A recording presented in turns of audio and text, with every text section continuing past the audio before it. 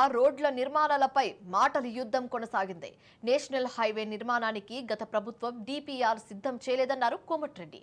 DPR కాదు, national highways నుంచి ఆన్లైన్మెంట్ approval రాలేదని, అది వచ్చాకే డిపిఆర్ సిద్ధం చేస్తారని చెప్పారు.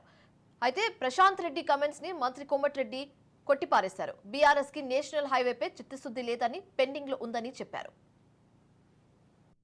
ఇది నేషనల్ హైవేగా మార్చండి అని రాష్ట్ర ప్రభుత్వాలు కేంద్ర ప్రభుత్వానికి రిక్వెస్ట్ ఇస్తే వాళ్ళు ఒకవేళ దాన్ని ఓకే అనుకుంటే ఇన్ ప్రిన్సిపల్గా సూత్రప్రాయంగా అంగీకారం తెలుపుతారు సార్. వాళ్ళు ఈ రోడ్డుకి మనం రిక్వెస్ట్ ఇచ్చినాము, ఈ రోడ్డుకి వాళ్ళు సూత్రప్రాయంగా అంగీకారం తెలిపినారు. నెక్స్ట్ స్టేజ్ ఏముంటుందంటే మనం అలైన్మెంట్ ఒకటి చేసి అలైన్మెంట్ అప్రూవల్ కోసం పంపిస్తాం సార్. అలైన్మెంట్ అప్రూవల్ ఈ స్టేట్ గవర్నమెంట్ పంపించింది సార్. అలైన్మెంట్ అప్రూవల్ దగ్గర అక్కడ ఆగిపోయింది సార్. అలైన్మెంట్ అప్రూవల్ అయి వచ్చిన తర్వాతనే డిపిఆర్ ప్రపోజల్ పెడతాం సార్. డిపిఆర్ తయారు చేసి పంపిస్తారు.